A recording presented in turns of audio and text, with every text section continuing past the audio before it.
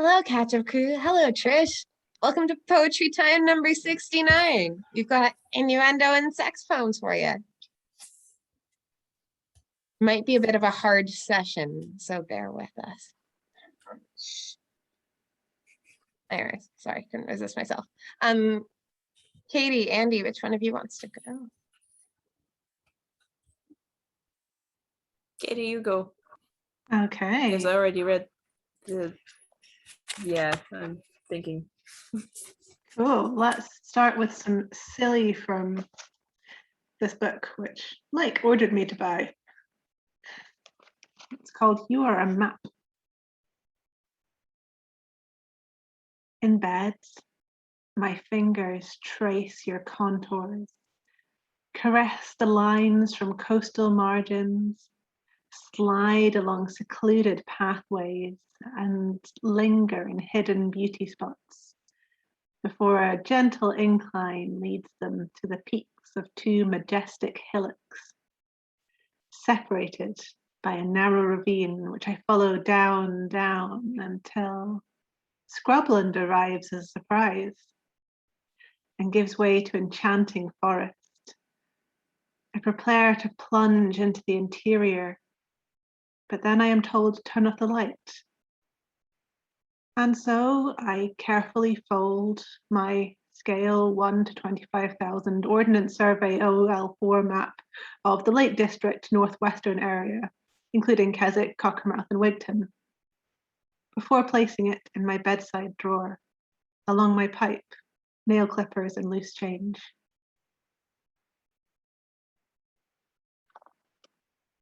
Oh, I like that. Woo.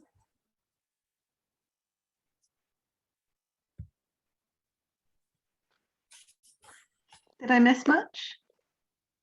No, you came in the middle of the second one that I'd been reading earlier before we started recording. So, Oh. Andrada, did you have one to go next? Yeah, it's called Office Friendships. Written by Gavin Ewart. Eve is madly in love with Hugh, and Hugh is keen on Jim. Charles is in love with very few, and few are in love with him. Myra sits typing notes of love with romantic pianist's fingers. Dick turns his eyes to the heavens above, where Fran's divine perfume lingers. Nikki is rolling eyes and tits and flaunting her wiggly walk. Everybody is thrilled to bits by Clive's suggestive talk. Sex suppressed will go berserk, but it keeps us all alive. It's a wonderful change from wives and work, and it ends at 5:30.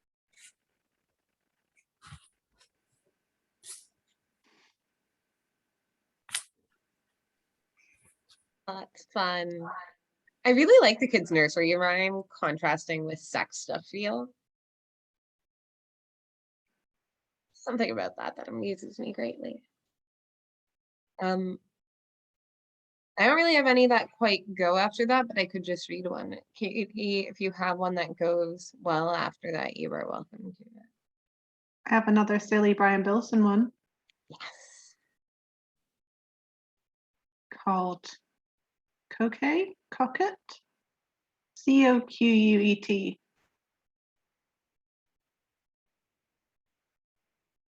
I put down my guardian, remove my cardigan. Other clothes follow slowly, sliding seductively to the floor. I'm a snake shedding its skin, peeling, revealing, on the hunt for some healing. Garments slip, I bite my lip in anticipation of emancipation. But then the doctor turns around and says, "You can keep your underpants on, Mr. Bilston."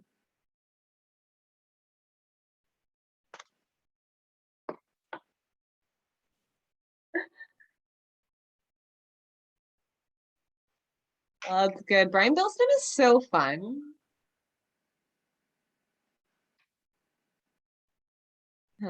Do we have more sillies? Do we want to veer in a completely different direction? Is up to you folks. I mean, we can always come back to silly. True.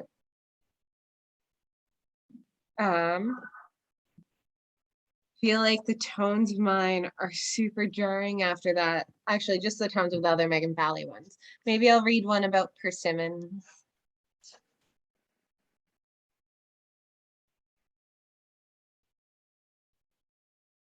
Trouble by Danusha Lamaris. He wanted the persimmon, and he asked her for them. But when she gave him the brown paper bag, brimming over, he was taken aback.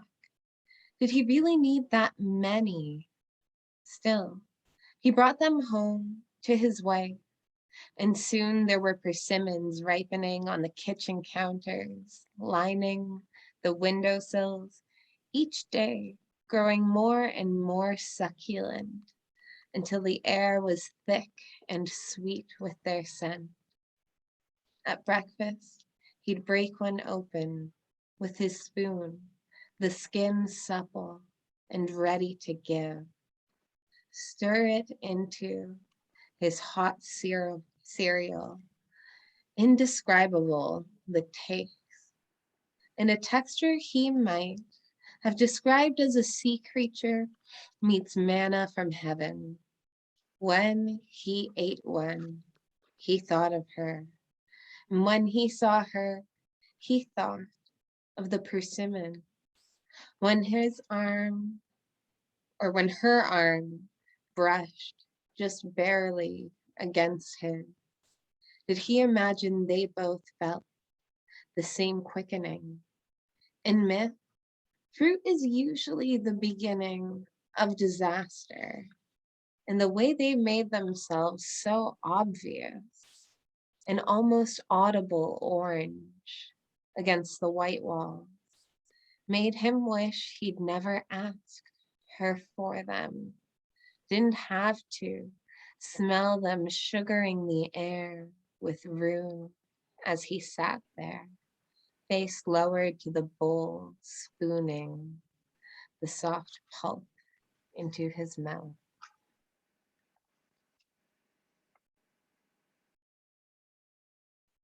Wow.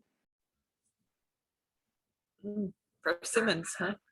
Persimmons. I have one about figs. Huh? We both I talked think about we the may fig have the poem. same one. Is it called Figs? Is it written by D.H. Lawrence? Yes. Who wants to do the figgy honor?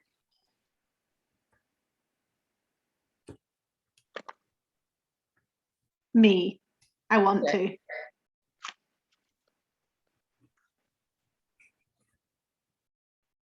The proper way to eat a fig in society is to split it in four, holding it by the stump, and open it so that it is a glittering, rosy, moist, honeyed, heavy petaled, four-petaled flower.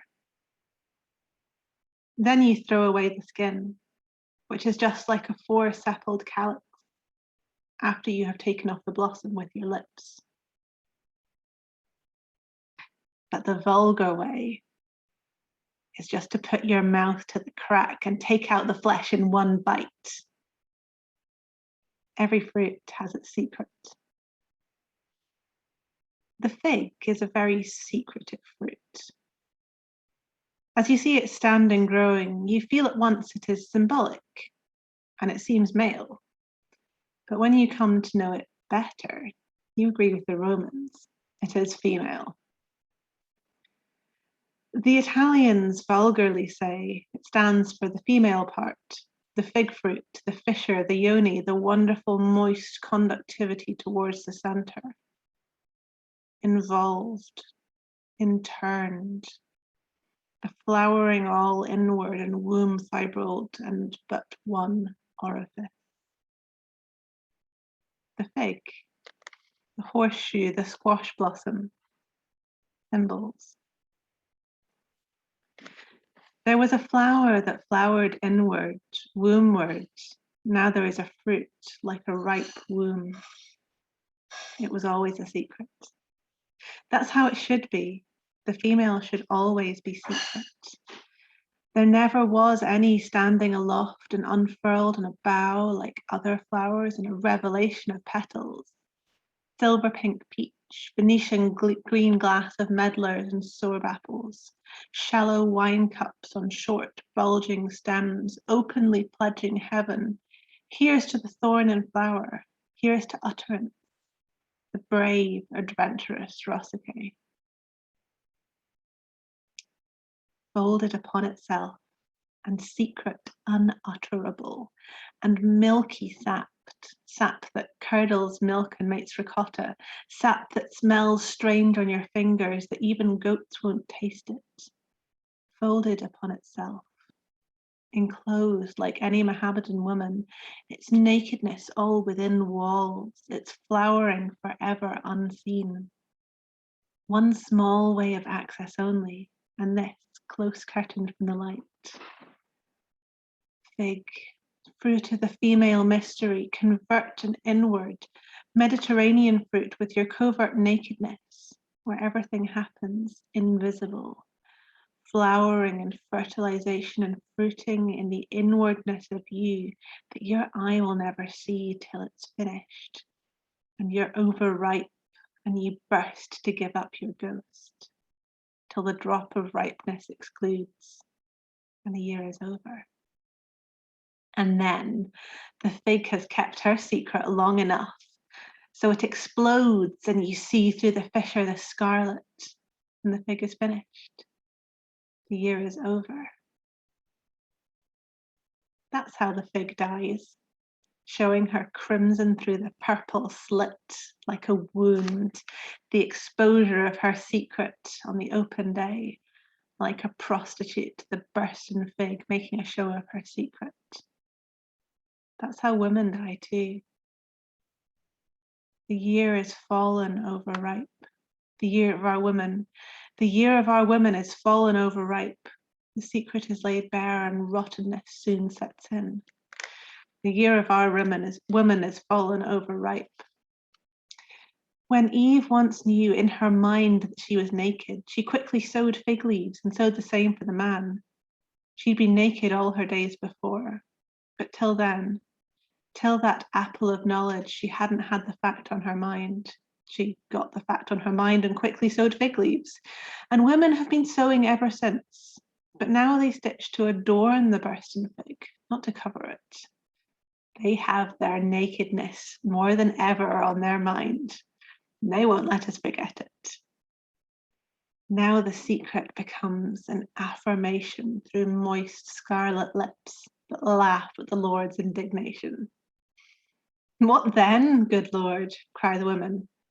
We have kept our secret long enough. We are a ripe fig. Let us burst into affirmation. They forget. Ripe figs won't keep. Ripe figs won't keep. Honey white figs of the north, black figs with scarlet inside of the south.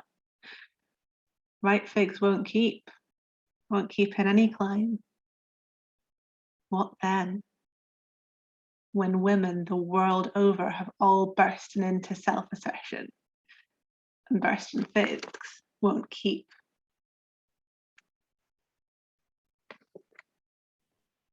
Fuck, that's so good. Sorry, Andrada, for stealing your poem. I actually have another one about figs You didn't too. steal my poem. I think you read it first anyway. Yeah. Like things. Did you say you have more figs, Lyric? Yeah, I have another fig poem. And This I one have is one that's called Eve to the Serpent. That I think it'll also tie into this one too, in a way. So yeah, that's perfect. This is a good order. Okay. Basket of Figs by Ellen Bass. Bring me your pain, love. Spread it out like fine rugs, silk sashes, warm eggs, cinnamon, and cloves in burlap sacks. Show me the detail, the intricate embroidery on the collar, tiny shell buttons, the hem stitched the way you were taught, pricking just a thread, almost invisible. Unclasp it like jewels, the gold still hot from your body. Empty your basket of figs, spill your wine, that hard nugget of pain.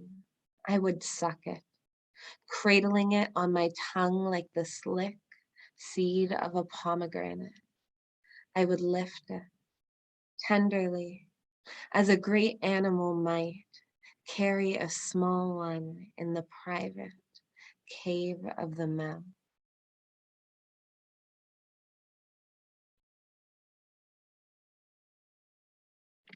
Nice.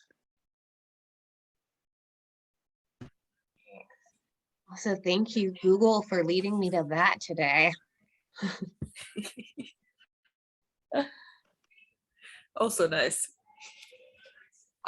Okay, serpenty poem. Speaking of great animals that can, put things in their mouth. Well, there's a serpent and there's an apple, so it's sort of in between.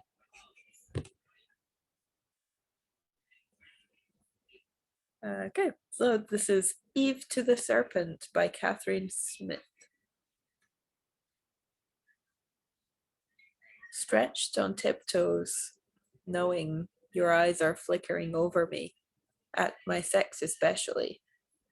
Look how I twist the stalk and snap, pluck it carefully, because it is precious, unblemished, and wrong. I've never been more curious than this. I think about the skin, how my teeth will rip into it, about the flesh, how clean and white it will be, how luscious. You told me, didn't you? It will be the most delicious thing I've ever put in my mouth. Its juice, a drizzle of nectar. It will do me so much good. I might just stand here with it in my hand while you writhe and sweat in your ornamental skin, your tongue quivering. This could be the longest afternoon of our lives.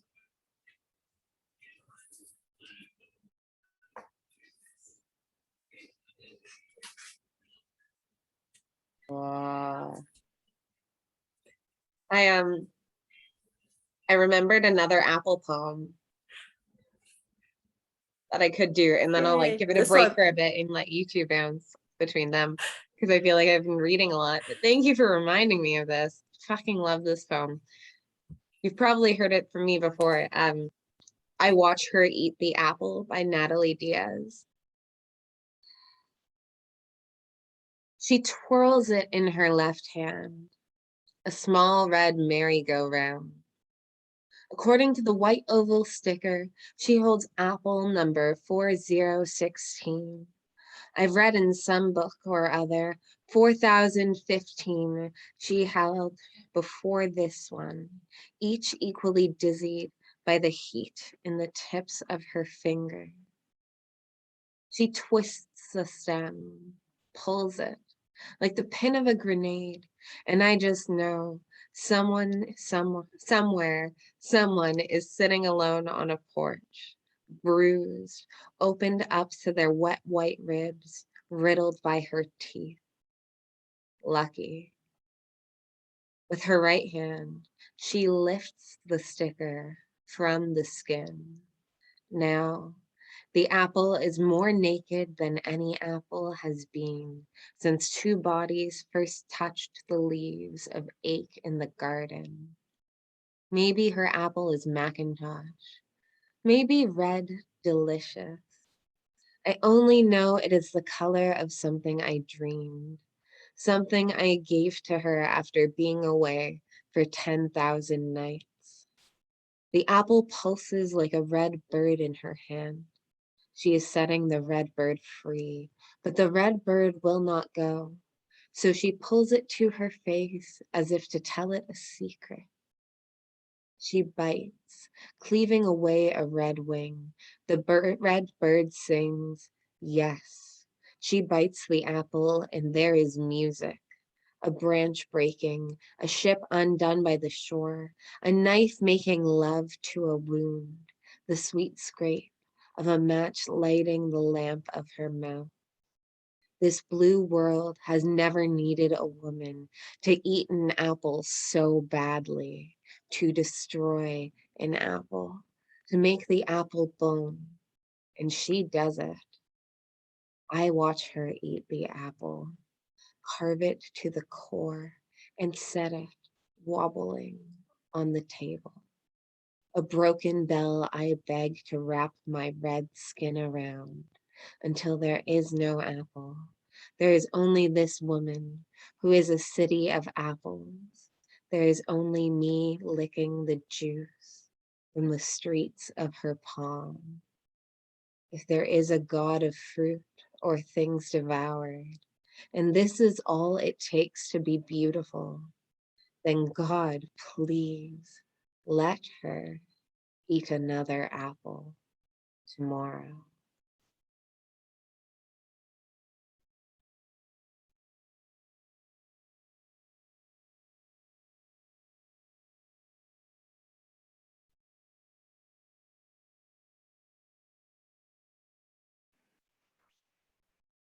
You reminded me that I wrote a poem about an orange. Mm. You should absolutely read the poem about the orange. Would you mind, Andrade? Why am I not at all surprised Go that on. like innuendo poetry time turned into fruit poetry time?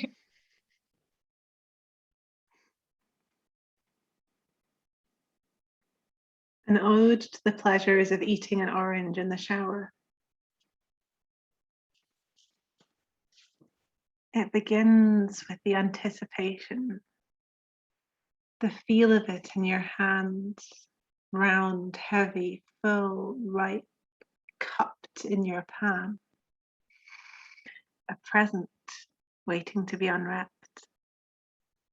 As your nail first pushes in, piercing the skin, you gasp.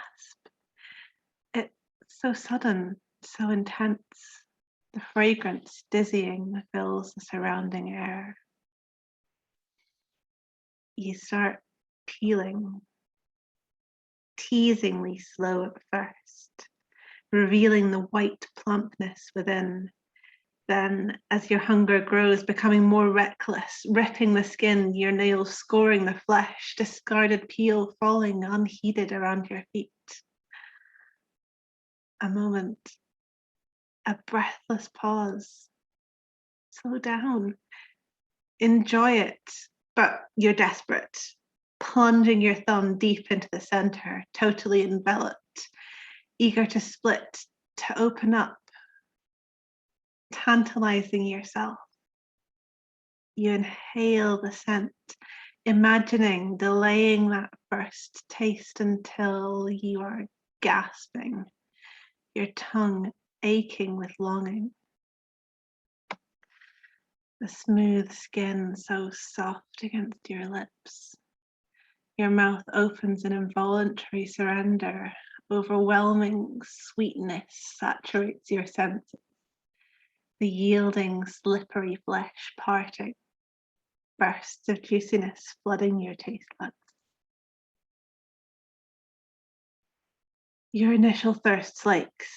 There is time to savor, to suck, lick, bite the tip of your tongue, teasing apart the swollen cells, then squeezing to release explosions of flavor, building to feed another wave of pleasure.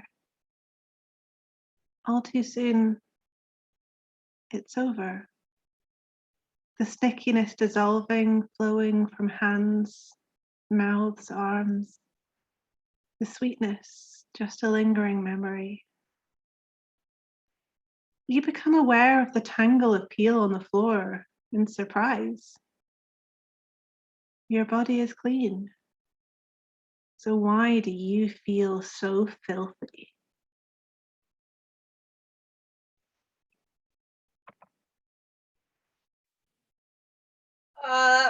So good. That last line every damn time. Lucky lyric.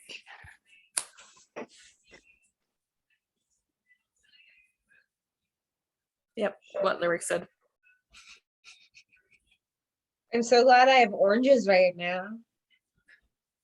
I have oranges right now too.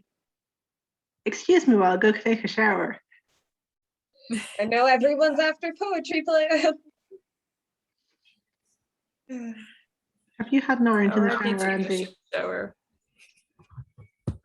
Have you done it before?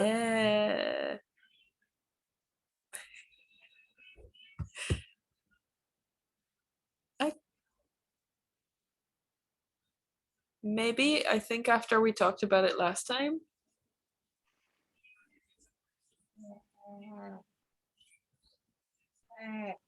Good. I want to convert everyone to the cult of oranges in the shower. Really nice sensory experience.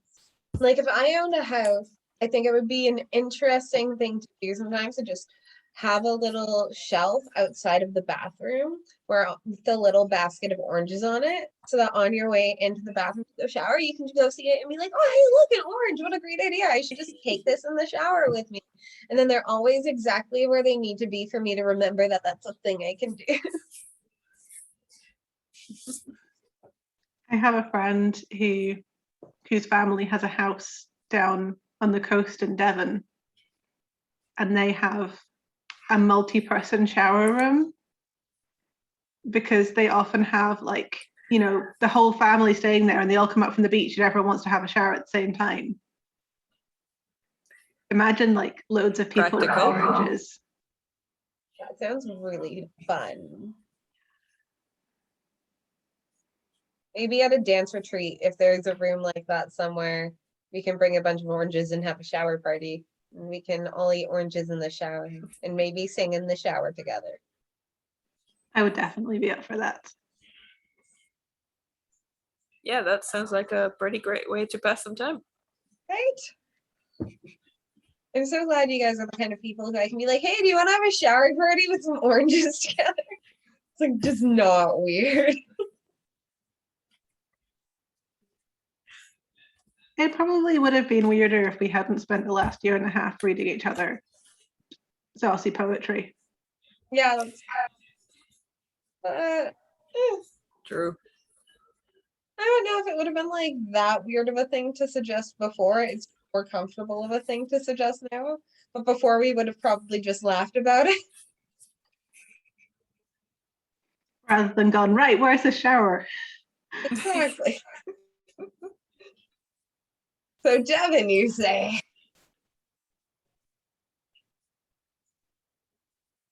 Andretta, do you have any poems that you want to read? None of them have fruit That's anymore. okay. I'm out of fruit poems too. Just wait, I'm gonna read another one later and a fruit's gonna pop out and I'm gonna be like, oh shit, there was a fruit hiding there. Do I have another fruit one? Let me just double check. I don't think I do.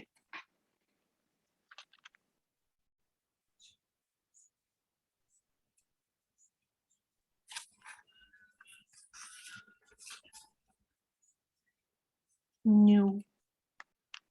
No fruit. Okay. I've got one that's sort of geographic. One that's called punctuation.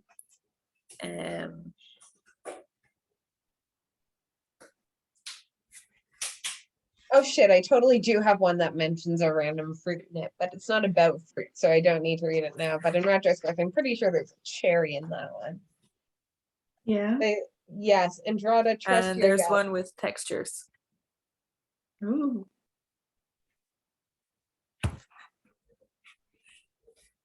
Trust my gut. Huh? No, it had too many fruits. It's a bit fizzy now.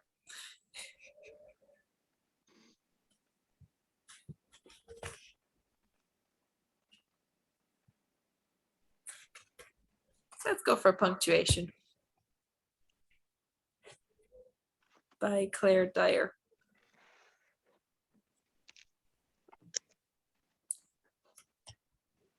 We're making love and there's a comma on your shoulder. It's shining in the dark. Part pause. Part the start of separation. Question marks are in your eyes. I have no answer other than to press my lips to your neck and feel you smile. This moment stolen. We're living in quotation marks. Next, you touch me with apostrophes. Silky on my skin, they brush my breasts with belonging. I arch my back. Our release is an exclamation. Afterwards, the sheets fluttered with semicolons, colons. There are hyphens between our toes, and we speak ellipsis. Promise each other a lexicon without a word for grief or any full stop.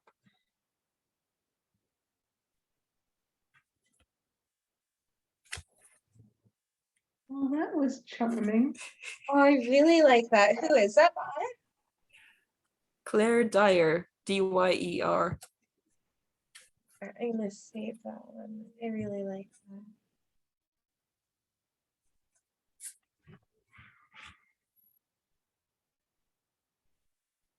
It's kind of really cute in how it's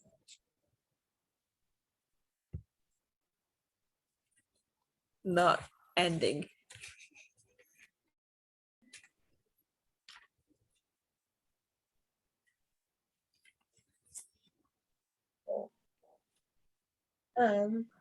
Katie, did you have a poem to go next?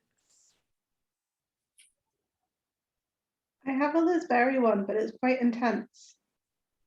The rest of mine are all pretty intense too, so that's okay. Intense What's your vibe, in what way? Andy?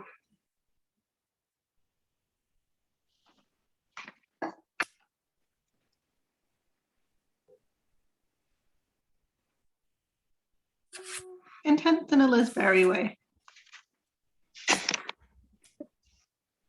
Sorry, that's possibly not very helpful.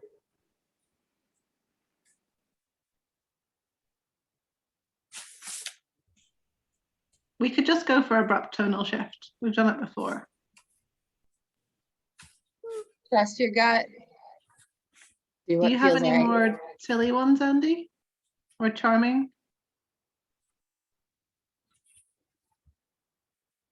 I have one that's not silly. It's got nice textures in it. And I definitely have a silly one called Mick Jagger's Penis Turned 69. Do we have that one at the end? Sure. Cool. I have some textures as well. So why don't we do your textures and then my textures? Cool. Then hopefully that'll segue nicely into lyric.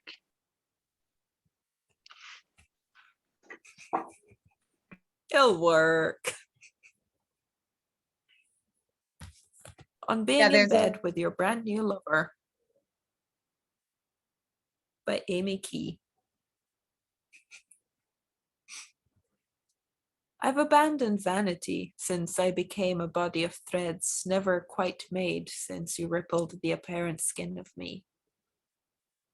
I'm all texture, silk rosette, billowing coral, tentative as a just-baked cake. Sensations slide over my knitted blood. My mouth is a glass paperweight to keep our tastes in, like maraschino cherries and water from a zinc cup.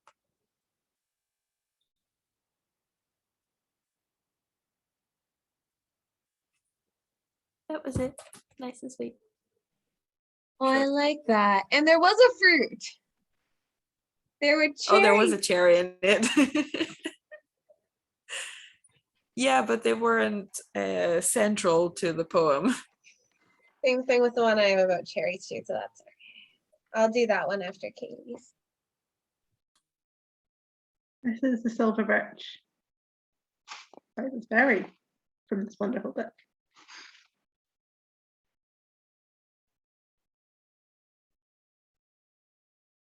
Let me tell you about the sex I knew before sex. In the beginning, when I was a creature, when I took the bit of your hair between my teeth and pushed your face to the silver birch while you whimpered at the fur of me. How I came alive in dens and copses, in the tall grass where the sky lurched violet. Yet those days, when I was neither girl nor boy, but my body was a sheath of unwritten upon paper, now folding, unfolding, origaming new days, pale as the silver birch. When sex was a pebble thrown into the pond of me, rippling out. When I held your fingers in my mouth as the woods hummed electric with sensation. Now, they sang, now. And everything was sex then. Although I could not name it, it was a scar upon your shoulder, an arrow of light through the beaches. Days, days wet as cookies fit. When I lay skin bare in the field, each insect, jack in the hedge, every bowing poppy touching me. Oh, my body was a meadow then, and you could lie in me forever and still not be done.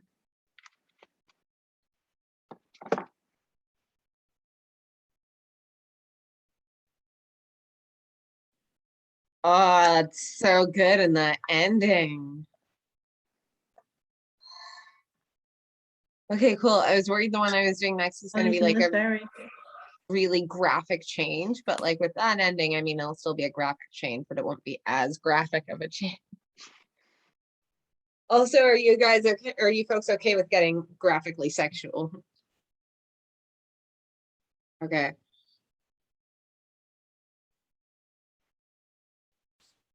The Wait by Megan Falley.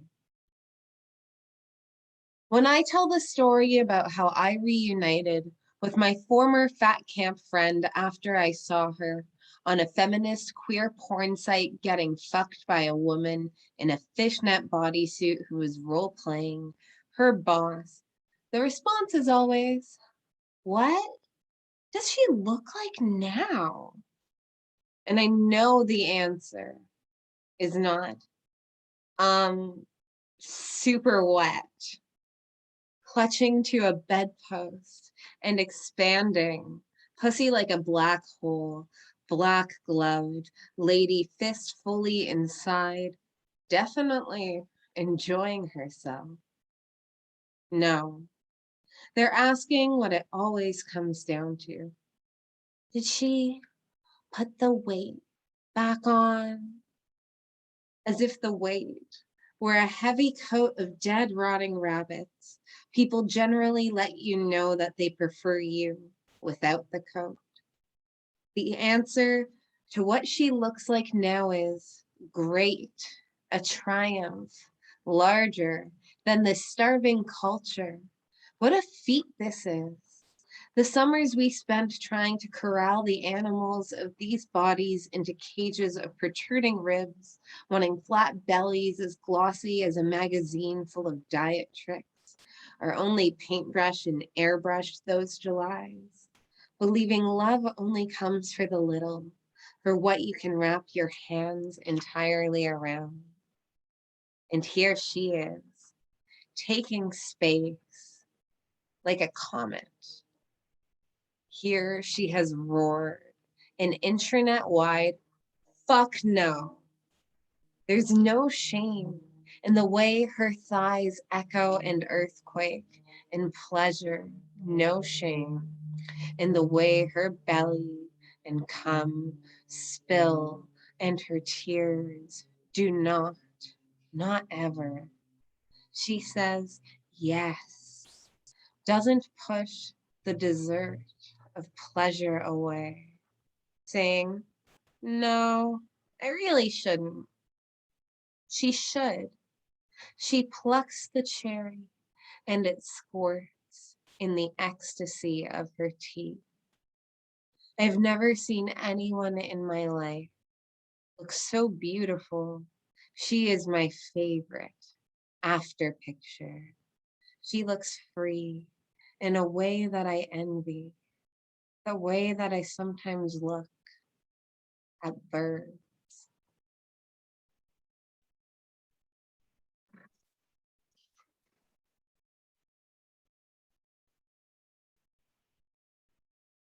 That was good. Oh, this poem. A good book. Also something that's like horny and has a message and has food in it. It's like very oddly Storytime on brand for a poem with fisting in it, which does not seem Storytime on brand at all.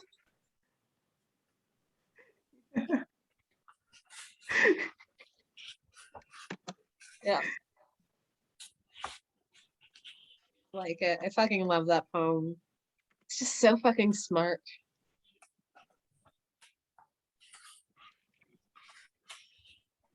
Who has a thing to go next?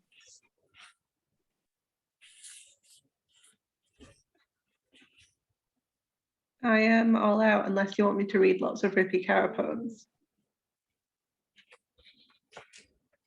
I'd listen to at least one or two. They're pretty short. I love Rupi Kaur, but I know that it's later for you folks than it is for me.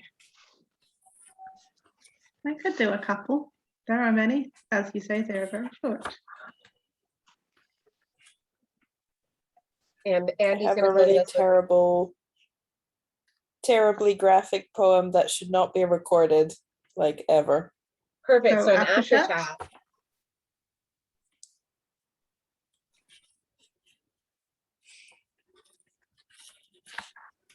And I also have another one called My Black Triangle, which I think is pretty good. Cool. Sweet. I have one more that I could, but maybe if you folks want to read yours, we'll see what time it is. I read a bunch, so I'm okay with not reading What If Dreams Could Get Leaked Like Celebrity Sex Tapes again. I know I've read it before. I'd always read it again because it's fun and that book is so good. But like, I don't need to if it's late.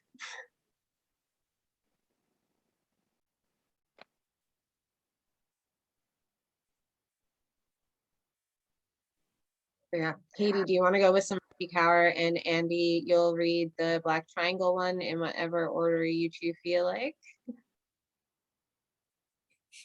Yes. Sure.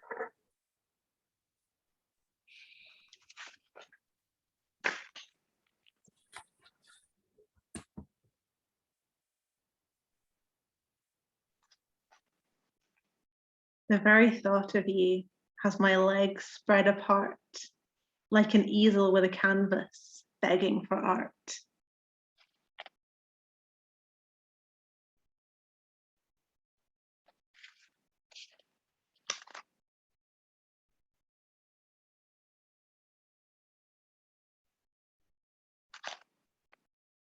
Foreplay.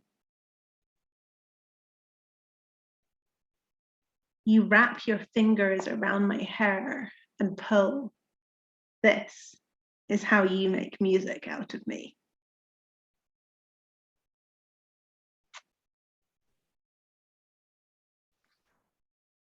I love that. Oh yeah.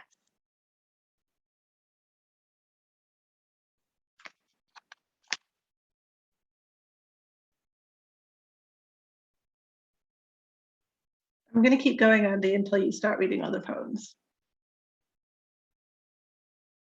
I want to hear this one because you showed the picture. Solo performance. You move my hand between my legs and whisper, make those pretty little fingers dance for me.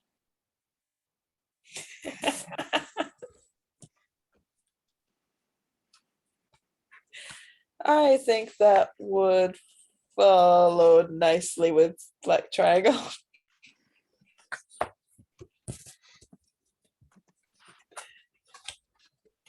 Sorry, My Black Triangle. and is written by Grace Nichols.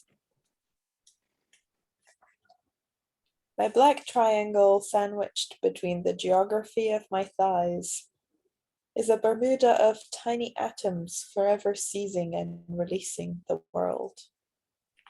My black triangle is so rich that it flows over onto the dry crotch of the world. My black triangle is black light sitting on the threshold of the world, overlooking deep pink probabilities. And though it spares the thought for history, my black triangle has spread beyond his story, beyond the dry fears of patriarchy, spreading and growing, trusting and flowering. My black triangle carries the seal of approval of my deepest self.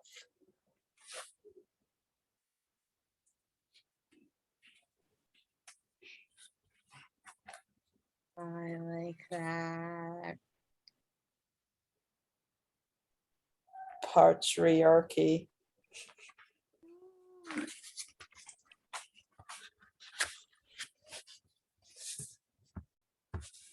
Have you seen the cartoon about the woman and her pussy? No? You might need to be more specific than that. So there was a cartoon that someone made about like Barbara's beaver needs a barber, which was very well done, but also, you know, perpetuated the idea that everyone's pubic hair needs to be neatly trimmed. And so someone made a counter cartoon about a woman and her beautifully fluffy pussy. And it has lots of cool innuendo sort of pictures of her pussy, like men being startled by her pussy in bed, or like her pussy going to the beach and peeping out from under the towel. There's a poem in this book that's called something like Barbara. And now that makes sense. Wait, where is it? Yeah, it's called Bloody Hell, It's Barbara. Gosh.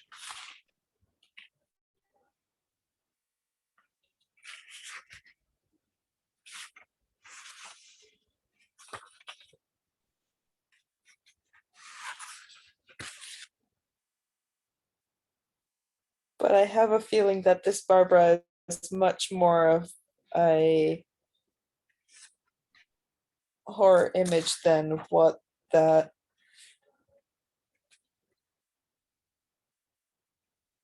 cartoon was to start with.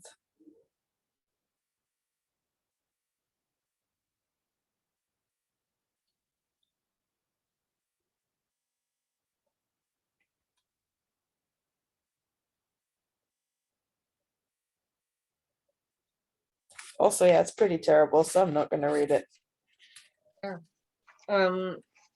Is it too late for the celebrity sex tapes one, or do you want to hear it, or do you want to do the bagger one now? What are you feeling? Go for it. What if dreams could get leaked like celebrity sex tapes? Who would watch as I left an unkindness of kisses down your frayed and naked spine, and you sucked long on my fingertips like you could put out their fires? Who would want to see the way I whispered curls into the straightness of your hair, scissored until you twisted like ribbons on a small gift? And would it go viral? The way you'd say my name, like it was the medicine and the fever. The way I'd turn back to look at you, Lot's wife, and watch you burn. And I'd turn into so much salt. I think this could be someone's king. How one writer enters the book of another with so little language. The way I drink the ink from your tattoos, the leather of my want and give. And who would download this electric wrestle, this mechanical bull bucking so alive it bleeds? And I think people would like to get their hands on us, getting our hands on each other. But mostly, I think it would be like it is now, just me replaying it over and over and over.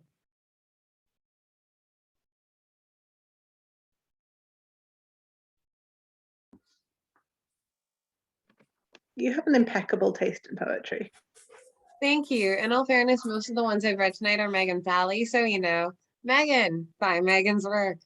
Also, I love that when I bought the book, I didn't know that her partner was Andrea Gibson.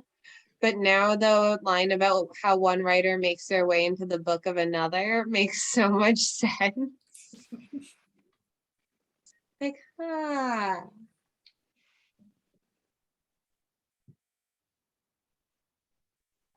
You all right, Andy? Just need a little stretch. Are there seagulls on your top or are they chickens? They are the seagulls of the Aberdeen Swing Dance Society. Cute. Which t-shirt I worn for so long that it became a house t-shirt / pajama.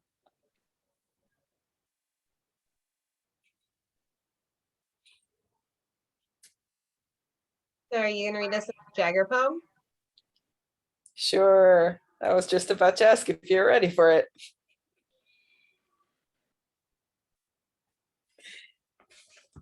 Okay. So this person called Amarak Huey wrote this poem called Mick Jagger's Penis Turned 69. Mick Jagger's penis is pleased to meet you. Mick Jagger's penis is the John Lennon's penis of penises. Also, the Steven Tyler scarf collection of penises, the David Lee Roth mid-air crotch thrust, the Gene Simmons codpiece, the Axl Rose attitude of penises. This is a lot of pressure for a penis. Big shoes for a penis to fill. Mick Jagger's penis doesn't ask for much these days. Mick Jagger's penis is strongly influenced by the blues and knows whom this song is about. There are two versions of Mick Jagger's penis. The one the world sees, and the one that lies awake at night and worries it has let someone down.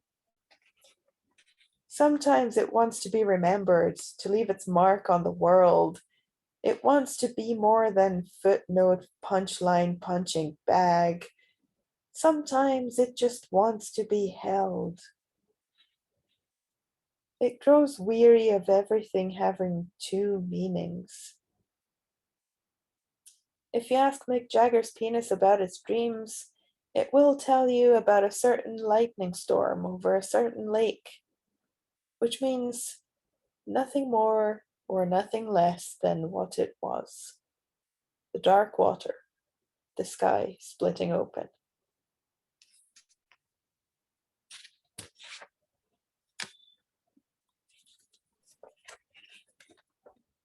I really like that poem a lot. The humor in that is so good. And then I was like, oh, there's a feeling here. What? Huh? Where did you come from? You hidden among all the dick I know, jokes. right? Also, how many times can you say penis in a poem? Oh, we should count that one versus the Megan Fally penis poem and see which one was. Oh, actually, that one says dicks more than penises, even though it's called, Yeah. what is it, like, why so many penises, or should I say peni?